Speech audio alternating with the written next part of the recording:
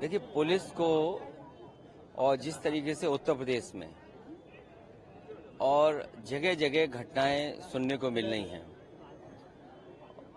हाल ही में जो बंगाल में घटना हुई, जिसमें सरकार हालांकि काम कर रही थी, लेकिन सरकार को बदनाम करने के लिए भारतीय जनता पार्टी सबसे आगे थी। और उस समय जब ये आंदोलन बंगाल में कर रहे थे, उत्तर प्रदेश में आप जानते होंगे कई घटनाएं हुई हैं। कन्नौज, जहां एक बेटी को फांसी पे लटकना पड़ा, फरक्काबाद में, गोरखपुर जो मुख्यमंत्री का खुद गृह जनपद है। इसी तरह प्रदेश में जगह जगह सूचना मिल रही है और जो आंकड़े बताते हैं उसमें उत्तर प्रदेश सबसे आगे है। महिलाएं जिसमें उत्पीड़न हो रहा है, उनके साथ अन्याय हो रहा है, जाने जा रही हैं, उनके सम्मान के साथ खिलवाड़ हो रही है। जो काम सरकार को करना चाहिए या पुलिस को, वो सरकार नहीं कर रही है।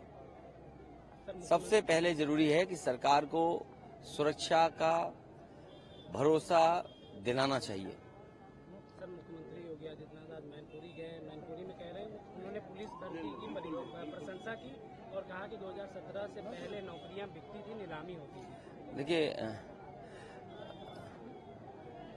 ये पत्रकार साथियों से मैं कहूंगा ये बड़ा सब्जेक्ट है और इस पर जरूर रिसर्च आप लोगों को करनी चाहिए।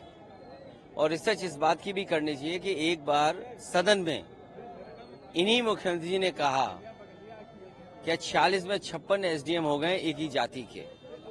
आज तक मुख्यमंत्री सूची नहीं दे पाए हैं और मुझे खुशी है इस बात की। जिस समय उत्तर प्रदेश में पुलिस भर्ती 2017-16 में हुई थी, वो मेरिट पे हुई थी। कोई भी एक नौजवान नहीं कह सकता कि कहीं भी किसी तरह का भ्रष्टाचार हुआ हो या उन्हें किसी तरह की परेशानी का सामना करना पड़ा हो या किसी का पेपर छूटा हो। सोचिए, मुख्यमंत्री को जवाब तो इस बात का देना चाहिए कि 30% बच्चों को परीक्षा लिखने से दूर रखा गया और जानबूझ करके कि जो गांव गरीब बच्चे हैं, जो शहरों में या सेंटर नहीं ढूंढ सकते हैं, उनका पेपर छूट जाए, इसीलिए इकट्ठी भर्ती कराई।